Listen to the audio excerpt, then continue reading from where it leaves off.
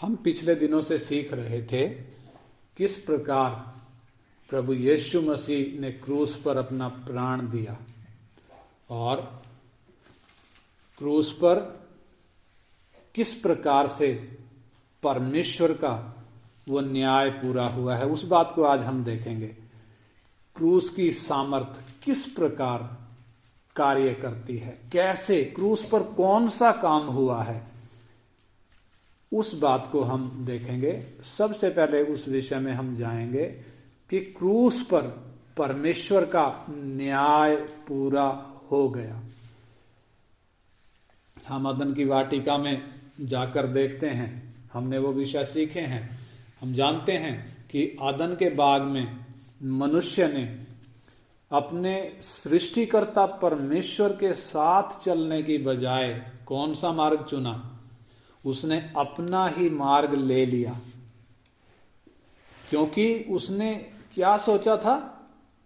यही कि जब मैं अपनी मर्जी से चलूंगा तो यह मेरे लिए ज्यादा फायदेमंद होगा और अपने ज्ञान के द्वारा मैं खुद ही परमेश्वर के तुल्य हो जाऊंगा, फिर मुझे परमेश्वर की भी जरूरत नहीं पड़ेगी। ऐसा उसने सोचा था और इसलिए उसने परमेश्वर की आज्ञा को तुच्छ जाना और गिर गया, पाप का गुलाम हो गया।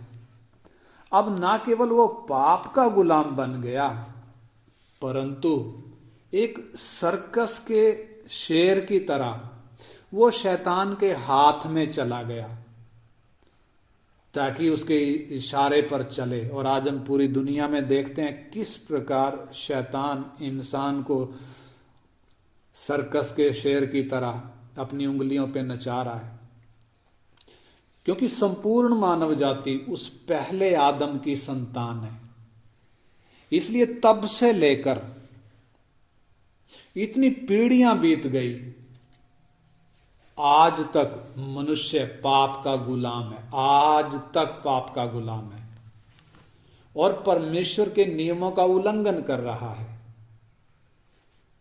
जिसके कारण वो परमेश्वर के न्याय के अधीन है और परमेश्वर के क्रोध का भागी है। आप कहेंगे कि मेरे पास तो परमेश्वर का वचन है ही नहीं, तो मैं उसके नियम का उल्लंघन कैसे कर रहा हूं? ध्यान दें, चाहे अमीर हो चाहे गरीब हो, चाहे पढ़ा लिखा हो चाहे अनपढ़ हो, परमेश्वर ने हर एक व्यक्ति के अंदर आत्मा रचकर डाली है।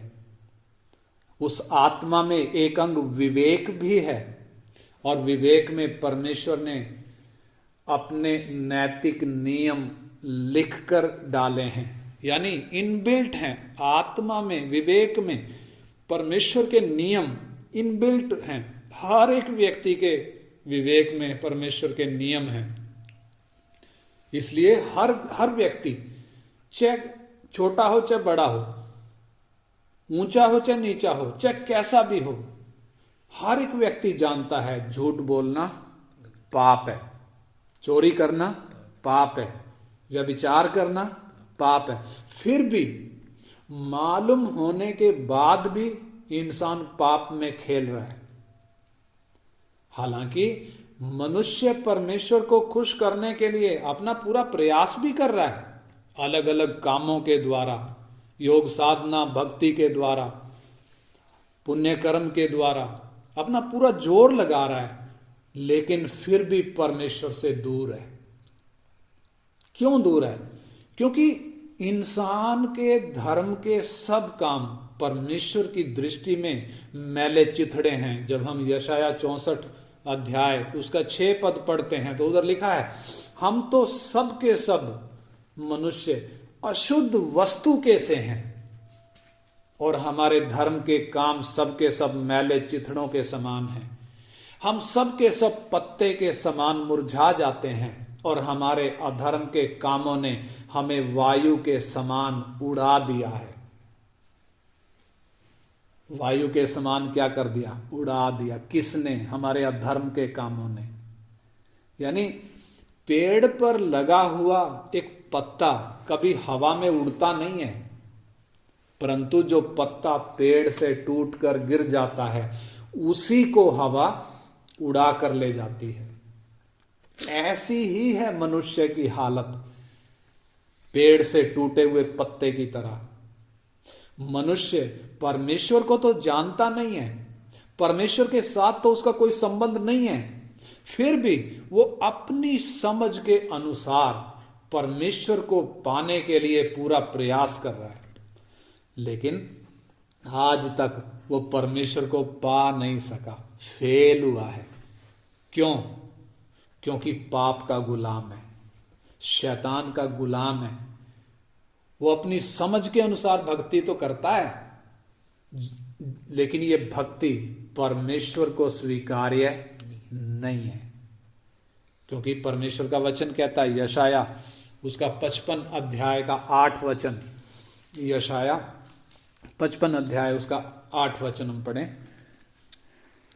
क्योंकि यहोवा कहता है, मेरे विचार और तुम्हारे विचार एक समान नहीं है, ना तुम्हारी गति और मेरी गति एक सी है। हाँ, यानी परमेश्वर के विचार और इंसान के विचार एक जैसे नहीं है, जमीन आसमान का फर्क है। परमेश्वर कह रहा है, कहता है ना तुम्हारी गति और मेरी गति एक सी है, यानी इंसान के मार्ग और परमेश्वर के मार्ग में जमीन आसमान का फर्क है। इसलिए इंसान की भक्ति परमेश्वर को स्वीकार्य नहीं है। तो जब हम इंसान की हालत देखते हैं, पाप ने मनुष्य की कैसी दुर्दशा कर दी है, उसे कैसी हालत में पहुंचा दिया है, इस बात पर जरा ध्यान दें। इफिसियों की पत्री 2 अध्याय का 1 वचन कहता है, इंसान अपने पापों और अपराधों के कारण मरा हुआ है। इफिसियों की पत्री 2 का 2 में लिखा है कि इंसान परमेश्वर की रीति के अनुसार नहीं चलता, बल्कि इस संसार की रीति पर और आकाश के अधिकार के हाकिम यानी शैतान के अनुसार चलता है, जो अब भी आज्ञा ना मानने वालों में कार्य करता है। और इफिसी 2 का 3 में ऐसा लिखा है, उधर लिखा है कि मेरी आत्मा की हालत कैसी है, इस बात की किसी को चिंता नहीं है, परंतु सब के सब कैसे हैं, अपने शरीर की लालसाओं में दिन बिताते हैं और अपने शरीर और मन की इच्छाएं पूरी करते हैं। यह है इंसान की हालत। और आगे भी लिखा है कि सब के सब कैसे हैं, स्वभाव ही से क्रोध की संतान है। इसके अलावा रोमियो की पत्री 3 अध्याय 19 वचन जब हम पढ़ते हैं तो उधर लिखा है, सारा संसार परमेश्वर के दंड के योग्य है। सारा संसार परमेश्वर के दंड के योग्य है। क्यों? क्योंकि सब के सब परमेश्वर के सन्मुख दोषी हैं। उत्पत्ति 3 उसका 6 का 5 जब हम पढ़ते हैं, उधर लिखा है, इंसान के मन के विचार में जो कुछ भी उत्पन्न होता है वो निरंतर बुरा ही होता है। यानी इंसान अपनी गलती मानने को तैयार नहीं है। जब हम देखते हैं इंसान ने पाप किया, परमेश्वर ने उसको पूछा कि जिस वृक्ष का फल खाने को मैंने तुझे मना किया था, क्या तूने वो फल खा लिया? परमेश्वर को तो मालूम है, लेकिन इंसान को मौका दे रहा है कि अपने सच्चाई को बयान खुद ही कर दे। परंतु आदम क्या कहता है कि जिस स्त्री को तूने मेरे संग रहने को दिया है, उसी ने उस वृक्ष का फल मुझे दिया और मैंने खाया। और जब परमेश्वर ने उस स्त्री से पूछा, तूने ये क्या किया है? स्त्री क्या कहती है? सर्प ने मुझे बहका दिया, तब मैंने खाया। यानी इंसान की हालत को जब हम देखें, अपनी गलती मानने को तैयार नहीं है, परंतु सबके सब दूसरों पर झूठे दोष लगाने में माहिर हैं। आज भी ये आदम जात इसी हालत में है। और जब हम रोमी 6 अध्याय उसका 3 अध्याय और 10 वचन पढ़ते हैं तो लिखा है, कोई धर्मी नहीं, एक भी नहीं। और 23 में लिखा है, इसलिए कि सब ने पाप किया है और परमेश्वर की महिमा से रहित हैं। और जब उत्पत्ति 3 का 23-24 हम पढ़ते हैं, उधर लिखा है कि परमेश्वर ने आदम को अदन की वाटिका से निकाल दिया। यानी इंसान की हालत कैसी है? परमेश्वर की उपस्थिति से निकाले हुए हैं, परमेश्वर से दूर हैं, निकाले हुए हैं, ये हालत है। और जब यशाया 1 अध्याय का 2 वचन पढ़ते हैं तो हमें उधर मालूम पड़ता है कि जिस परमेश्वर ने इंसान को बनाया और आज तक बच्चों की तरह जिस इंसान का वो पालन पोषण कर रहा है, उसी परमेश्वर के खिलाफ सबने बलवा किया है। और जब हम 2 कुरिन्थी 4 का 4 पढ़ते हैं तो उधर लिखा है कि इंसान क्योंकि सत्य से अनजान है, इसलिए उनकी बुद्धि इस संसार के ईश्वर ने यानी शैतान ने अंधी कर दी है। और इसके अलावा जब हम कुलूसी 1 का 13 पढ़ते हैं तो उधर लिखा है कि इंसान अंधकार के वश में है। क्यों अंधकार के वश में है? क्योंकि जानते नहीं है। हम कैसे मालूम करें कि वो वास्तव में अंधकार के वश में है? क्योंकि इंसान जानता नहीं है कि मैं कहां से आया। नंबर 2, मरने के बाद मैं कहां जाऊंगा।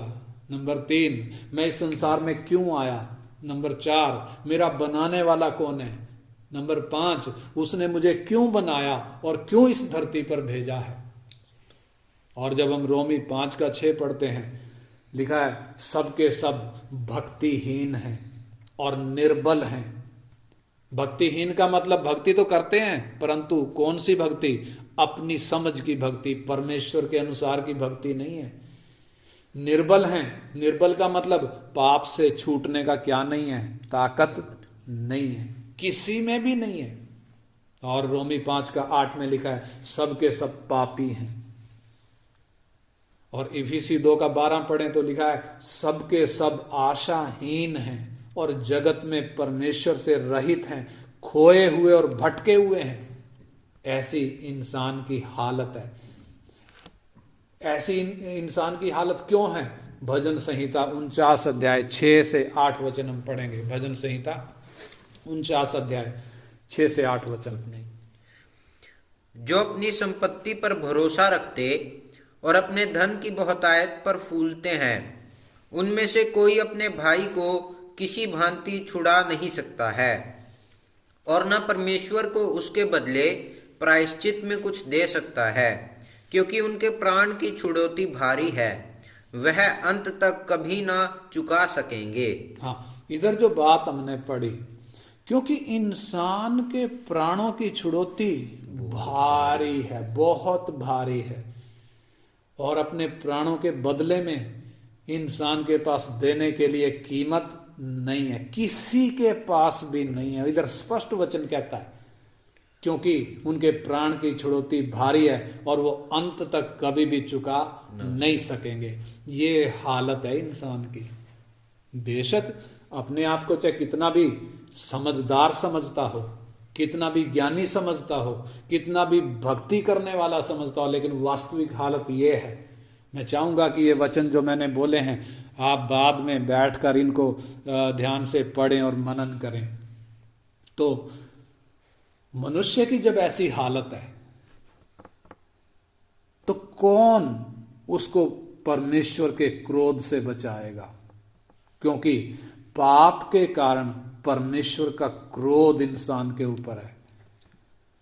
जब मानव जाति के अंदर परमेश्वर देखता है, कोई भी इस योग्य नहीं है कि इस परमेश्वर के क्रोध से बच जाए।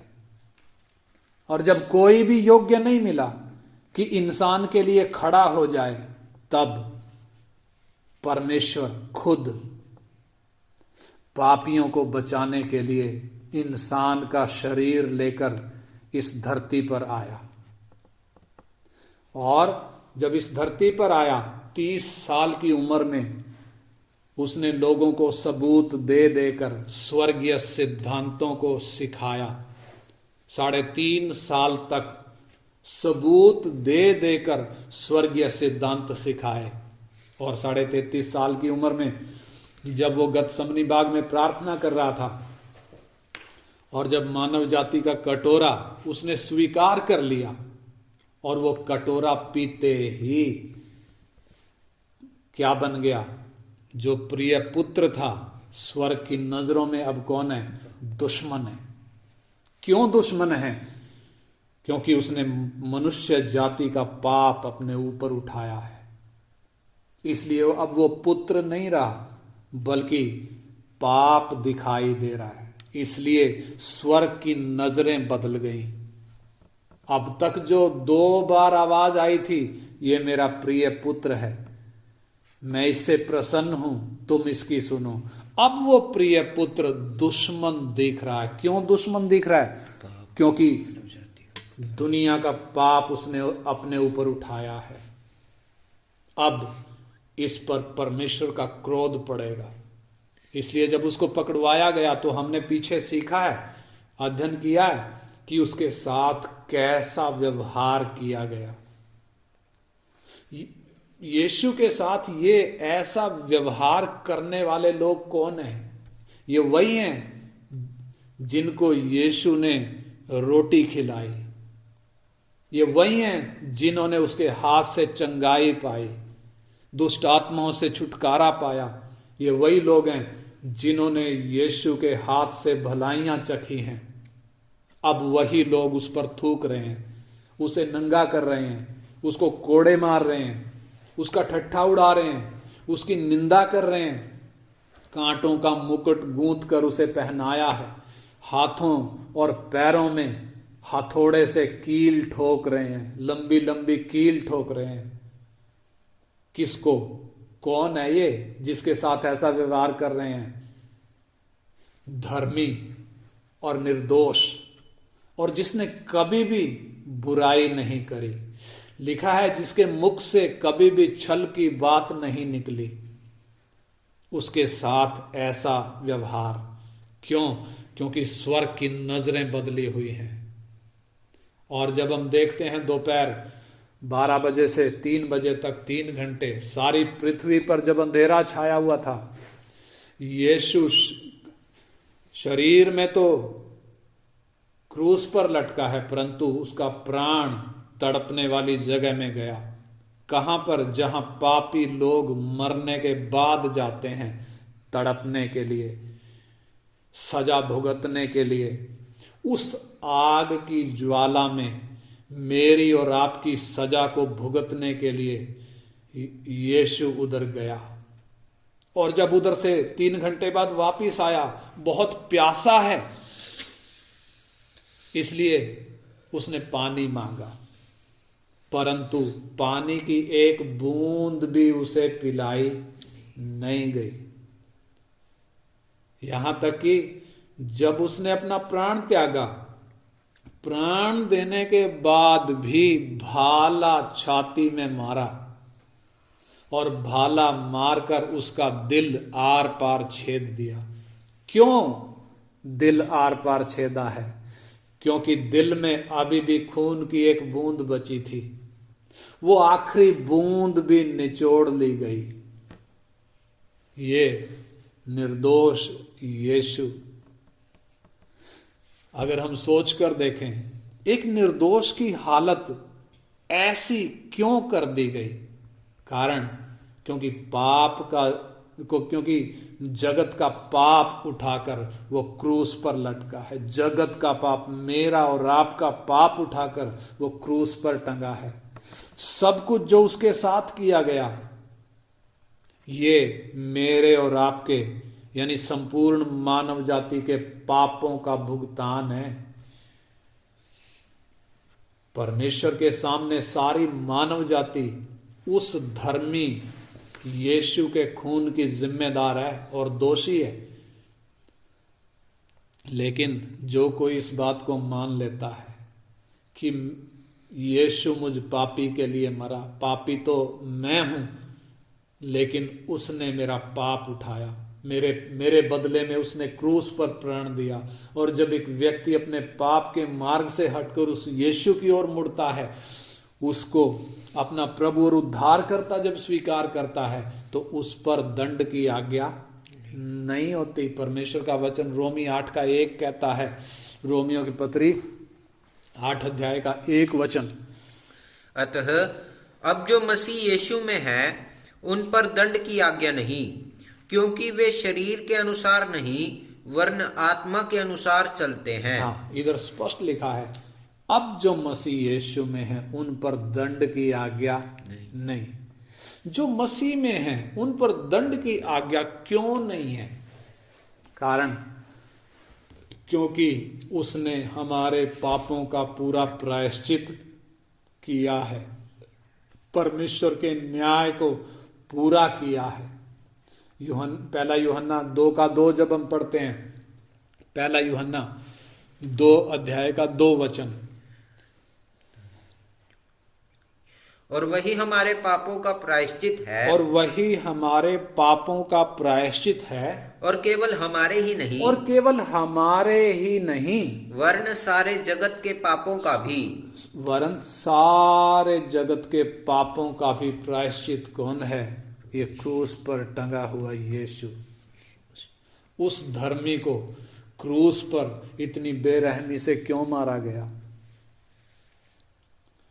क्योंकि उसने सारे जगत के लोगों के पापों का प्रायश्चित किया है। इसलिए आज भी जो कोई उस पर विश्वास नहीं करता है वो आज भी दोषी है। जो विश्वास करता है उस पर दंड की आज्ञा नहीं, परंतु जो विश्वास नहीं करता वो आज भी दोषी है, आज भी परमेश्वर के न्याय के अधीन है। यूहन्ना 3 अध्याय 18 से 21 हम पढ़ें। यूहन्ना 3 अध्याय उसका 18 से 21।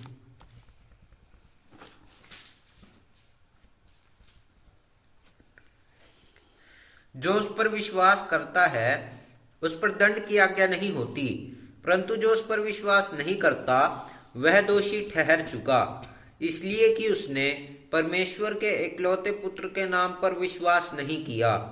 और दंड की आज्ञा का कारण यह है कि ज्योति जगत में आई है और मनुष्यों ने अंधकार को ज्योति से अधिक प्रिय जाना, क्योंकि उनके काम बुरे थे। क्योंकि जो कोई बुराई करता है वह ज्योति से बैर रखता है और ज्योति के निकट नहीं आता, ऐसा न हो कि उसके कामों पर दोष लगाया जाए। परंतु जो सत्य पर चलता है वह ज्योति के निकट आता है, ताकि उसके काम प्रकट हों कि वह परमेश्वर की ओर से किए गए हैं। हाँ, देखिए इधर वचन स्पष्ट कहता है, जो विश्वास करता है उस पर दंड की आज्ञा नहीं होती, परंतु जो विश्वास नहीं करता वो दोषी ठहर चुका है। और दंड की आज्ञा का कारण यह है कि ज्योति जगत में आई, लेकिन मनुष्यों ने अंधकार को ज्योति से ज्यादा प्रिय जाना। कारण, क्योंकि उनके काम बुरे थे। बुरे काम प्रकट ना हो जाएं, इसलिए किधर नहीं आए, ज्योति में आना नहीं चाहते। इसलिए आज भी परमेश्वर के दंड के अधीन है, आज भी परमेश्वर के सामने दोषी हैं। यानी यीशु जो निर्दोष था, जो पाप से अज्ञात था, क्रूस पर उसने ऐसी बुरी मौत क्यों सही? ताकि हमारे पापों का प्रायश्चित करे। और परमेश्वर का न्याय जो इंसान के पाप के कारण इंसान जाति के ऊपर है, उस न्याय को पूरा करे, इसलिए उसकी ऐसी हालत की गई। यानी जब हम देखते हैं परमेश्वर पाप को किस नजर से देखता है, अगर परमेश्वर की वो नजर देखनी है तो क्रूस पर उस निर्दोष यीशु की हालत देखें। वो तो निर्दोष था, परंतु स्वर्ग जब देखता है पाप दिखाई दे रहा है, इसलिए पाप पर वो भयानक दंड पड़ा है। खून की लास्ट बूंद भी निचोड़ ली गई। पानी मांगा तो एक बूंद पानी नहीं दिया गया, ऐसी हालत क्यों की गई? कारण परमेश्वर के न्याय में पाप के लिए कोई माफी नहीं है। परमेश्वर के न्याय में पाप के लिए कोई माफी नहीं है। अगर माफी होती तो ये हालत ना होती जो यीशु की गई। परंतु बहुत लोग आज भी जो विश्वासी समझते हैं अपने आप को, परमेश्वर के इस स्वभाव से अनजान है। कारण आज भी वो पाप को हल्के में लेते हैं और पाप में खेलते हैं। वो धोखे में हैं, परमेश्वर की चेतावनी को जानते नहीं है कि परमेश्वर उसका स्वभाव कैसा है। परमेश्वर का वचन गलाती 6 अध्याय उसका 7 वचन में लिखा है। गलाती 6 अध्याय उसका 7 वचन। परमेश्वर कहता है, क्या कहता है? धोखा ना खाओ, धोखा ना खाओ। परमेश्वर ठट्ठों में नहीं उड़ाया जाता। परमेश्वर ठट्ठों में नहीं उड़ाया जाता। क्योंकि मनुष्य जो कुछ बोता है, मनुष्य जो कुछ बोता है वही काटेगा। वही काटेगा। यानी मैं और आप कहां खड़े हैं आज हम जांच लें। क्या ज्योति में आ चुके हैं या अभी भी अंधेरे में हैं?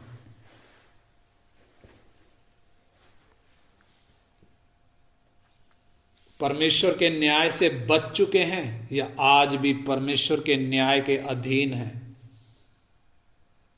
या विश्वास करके आज भी परमेश्वर को ठट्ठों में उड़ा रहे हैं, पाप को हल्का समझकर?